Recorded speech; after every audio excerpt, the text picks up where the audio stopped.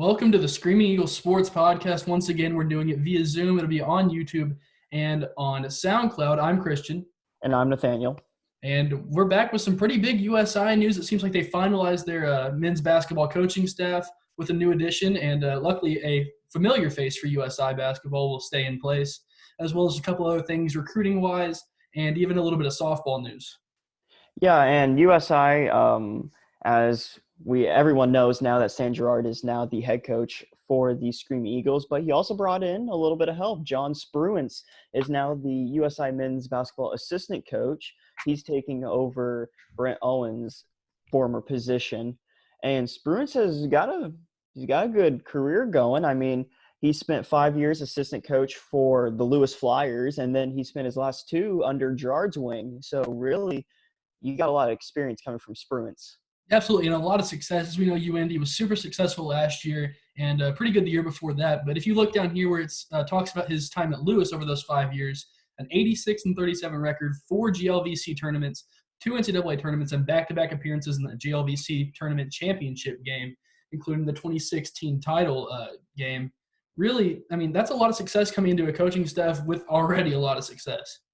And then you look at his experience with UND, helped them get to a 43-16 overall record, and then went to the top of the NCAA Midwest region and just last year. But of course, that didn't happen because of the whole coronavirus stuff going on. But that was a team. That UND team was really good, very well coached. They could have went a very long way. And now USI has the two top coaches from that organization, and I guess it's a little bit of irony, maybe. I don't know how else you would. If you keep the ironics going, something we'll get into later. USI is also taking one of UND's top players.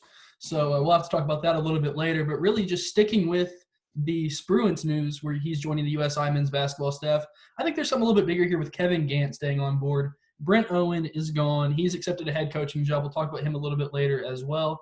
But I think Kevin Gant staying on staff is huge for USI. It's a big factor. I mean, you have the seniors coming in, and then you also have the new guys that recruiting. We're going to talk about that a little bit more later on, but you need to have that same experience. I mean, some of these guys have only known, Coach Watson, Coach Owen. Like, they only know that system. Keeping Gant in there it's huge. It makes the players maybe even more comfortable, especially going on the court. I mean, you got a new head coach, and I know Coach Gerard is going to do a fantastic job along with Spruance, but having Gant there is more of that comfortability level and someone that they already know and kind of know the system with them as well. Yeah, absolutely. I mean, and I think from what I read, an article in the Courier and Press by Hendricks Magley over there, really a lot of players reached out to Gerard about keeping Kevin Gant on staff, and that just kind of shows the impact that Kevin Gant makes, not only in the X's and O's. He does a tremendous job as far as game plans go, scouting other teams. I mean, we watched him do it during the GLVC tournament. We watched him watch UND and Truman State. And, I mean, I'd never seen anything like it. The man's just sitting there taking notes because he knew he was probably going to see one of those teams again. Obviously, he probably would have had the whole coronavirus thing not happened and the Midwest Regional been canceled. But really, I feel like this kind of just shows the hard work that Kevin Gant has put into the USI program back even into his playing days. Absolutely. He's been here since he was a player back in the early years, back in the early 2000s, and now coming in as an assistant coach. Really, it's just the familiarity at USI, and it's just having that comfortable coach in the system, but keeping him is definitely a huge factor, and I think it's good. I think it's good to keep maybe just one person in the coaching staff. And it's Gant, and it's really great, honestly. And I think that's what the players are looking forward to with a new coach, but also having that comfortability with KG. Yeah, absolutely. And before we go any farther, we do want to talk about Brent Owen for one moment. He accepted the head coaching job at Eastern New Mexico, another Division II school there in the eastern part of New Mexico. So obviously, we both have gotten to know Brent pretty well, and want to give him big congratulations on his next step and thank him for all the time that he's given us over the past year. I really enjoyed interviewing Brent Owen a lot. I enjoy just talking to him before the game, after the game, whatever it is. he's honest, but he's also polite. He'll give you the right answer, even though, it might be, just straightforward. But he did take time out of his day in his pregame, postgame, whatever it is, just to talk to us, just to get familiar with us, that kind of thing. And I know you experienced that personally, and so have I. We've been to games where we would interview him and he would just ask us about our career, what we want to do in life, that kind of thing. And that he's a really great man, a really great coach. And, Eastern New Mexico is going to have, they're going to have their hands full. I like him and his son. Yeah, absolutely. And if you watch the video that that is shown right here on the Eastern New Mexico Greyhounds Twitter page, really the cool thing is how much Brent Owen talks about wanting to get the community involved. And that was something he was very big about at USI. He said he's willing to talk to anybody. And that was certainly rang true for him here at USI. He's gonna be a great coach. I feel like he was under Coach Watson for so many years, starting out as a grad student and then as an assistant coach for all the years. He's got the experience. He knows what he's doing, and I feel like this is a big position, and it's his time.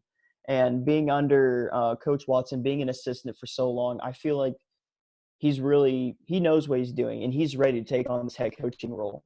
Yeah, and luckily for him, it's not his first time as a head coach, I guess. He did spend I believe a year or two at Tell City High School here in the tri-state area, I guess you would call it, as a head coach before he went back to USI as an assistant. So not necessarily unfamiliar territory for Brent, but nonetheless, we do want to wish him the best. Absolutely. A great man. And we've got some more news with USI. And as you mentioned not too long ago, we got ourselves a new recruit, and it's the UND faithful. Yeah, Jacob Polakov, someone that I know I certainly noticed a lot last year when USI took on UND, who kind of gave USI fits, it felt like, is now coming down south from Indianapolis, and he's going to be a Screaming Eagle. I'm not sure how the rules work. From what I've read, he'll have to sit out next year, and he'll play the year following. I think he can get a waiver from the GLVC if they allow it. But as of now, I think he's going to have to sit out this year, and he'll play the next year, which, that'll be good because Josh Price will be a senior this year, I believe. And then they'll go right from Josh Price into Jacob Polakovic. That's huge. This is looking into the future right here. Jacob Polakovic is a great down low player. Was he like 6'9"? That's the height that USI is needing for, the next couple years. Even if he does sit out this year, they've got next year. They lose Josh Price. That's a big man role you have to fill. I enjoy Tyler Dancy's game. I love the way he plays, but you need someone like Jacob Polakovic down low, but you also need another duo like with Tyler Dancy as well. So yeah, filling the role of Josh Price is really what they're looking at here.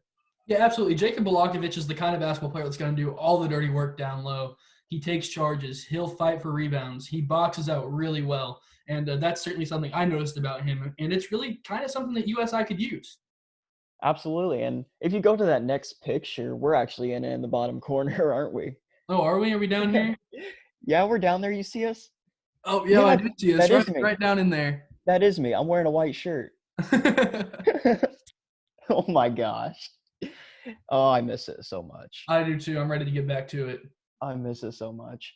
But, this is fun. I enjoy doing this, too, the podcast from a distance. Even though I'd rather be doing it at the 95.7, the Spin Studios, but unfortunately, we have to do it over Zoom. But luckily I think something that we've kind of innovated to from the Zoom is maybe kind of sticking with the video once we get back into the 95.7, the Spin Studios, and trying to continue doing the video.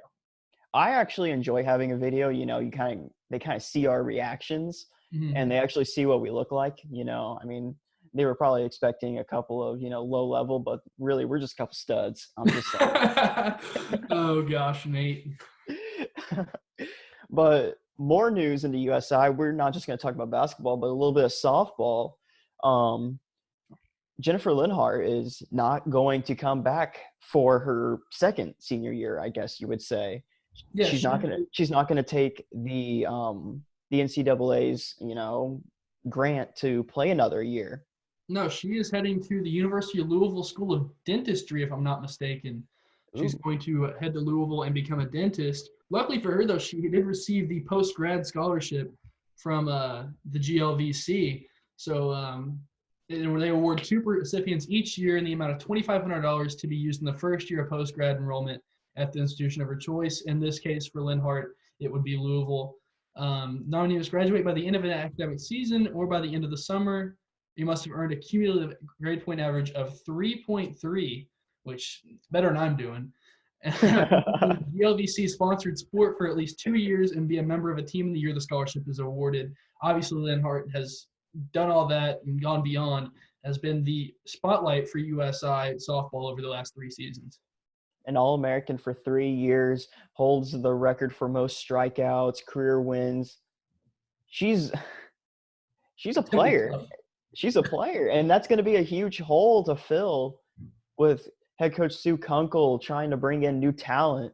Losing Jennifer Leonhardt is a huge deal. I mean, this is a great softball player. I mean, just so great. And losing her, not being able to have her for that second season, and I feel very, very sorry for Jennifer for not being able to play her senior year. That's heartbreaking. And absolutely, really, I'm truly sorry from the bottom of my heart. Like, it's so sad to be. It definitely is. Because whenever we heard the news, like NCAA is going to grant seniors to play again, we're thinking, okay, all these seniors are going to be coming back. That's not true. Nope. You have instances like Jennifer has where she's got to go on to graduate school. She's got to get a higher degree. It's hard to really think about because, you know, all the work she's put in, she doesn't get that senior season. She doesn't get the chance to go back to the tournament, win another championship. It's just sad. Yeah, and one thing that I feel like maybe you and I don't do a good enough job of highlighting is the work that these athletes put in off the court, off the field, all that. In the classroom, it says Linhart has recorded a 3.78 GPA and is expected to graduate in May with a bachelor's degree in biology. She was accepted into the University of Louisville School of Dentistry and was a first-team academic All-American in 2019, as well as the GLVC Scholar Athlete of the Year. Spends a lot of time in the community with the Girl Scouts of Southwest Indiana and was on the student athlete advisory committee at USI, co-president this past year. And I know I remember at USI games when they would show the things on the big screen, the GLVC is Me video PSA. She was featured quite prominently on those as well. She's a great player, but she's also a great student. She does her work. She does what she needs to do, and she's got a plan. And I support her decision. I just support her to go out and do what she feels like she needs to do because you can't play softball forever. And I mean, it's sad to say it, but she's got bigger things to look at apparently. And I support her 100%. That's something huge. And I mean, props to her. That's something that, you know, I couldn't even do. So yeah, certainly more than an athlete is Jennifer Leonhardt. And really, I mean, we kind of have a little bit more of an idea, I guess, on basketball recruiting. You have more of a grasp on it than I do. But outside of Polakov, I don't think there's been any commitments for USI recruiting. I know there's a lot of offers out there since Stan Gerard took over as the head coach here at USI. And really, we're kind of hitting an exciting time. I mean, it's right. We're kind of hitting – I mean, our semester just ended, 2 days ago? Yeah, so, I mean, I ended a week ago, but it's whatever. Yeah, well, technically the semester ended 2 days ago. But – I mean, it's summer break for us. Not that there's much of a break for anything right now, but we're trying to keep a positive outlook on everything, and certainly we're doing that by looking ahead to USI athletics. Yeah, and we're really anticipating the start of the fall semester in late August. I mean, with Indiana's plan, it's possible, and we just have to take it one day at a time. I'm really hoping to get back into the classroom because I don't like the online stuff. No, it was not as much fun, was it? No, I didn't get to see you every day. I'm sorry. Well, you got anything else to talk about in this podcast, Nate? I mean, other than like the recruiting, I mean, nothing's official yet. I mean, yes, I don't think we can really bring anything up that's not necessarily official. No, there's just a few. There's a lot of offers out there to a lot of very good players. A lot of players that can come in and help USI immediately in every single sport. And as soon as we know about any recruiting, we're going to share it on our Twitter, 957 The Spin Sports, our Facebook. We'll try to update everyone on all the news of recruiting, coaching changes, whatever it may be. Once some bigger news hits and it kind of clumps up and we got a lot to talk about, we'll start another podcast, but Yeah. we're not really sure when we'll do it, but It's definitely it's a weird time. I mean, right now we should be in the prime of baseball and softball. I never thought about that. But here we are in different states recording a podcast via Zoom. It happens. What a time to be alive. I enjoy it. I like being home. Do you? No. Anyway, I think with that, that's going to wrap up this podcast. All right. It was good to see you, Christian. You too, Nate. Once again, I'm Christian. I'm Nathaniel. And we're the podcasters. Thank you for watching.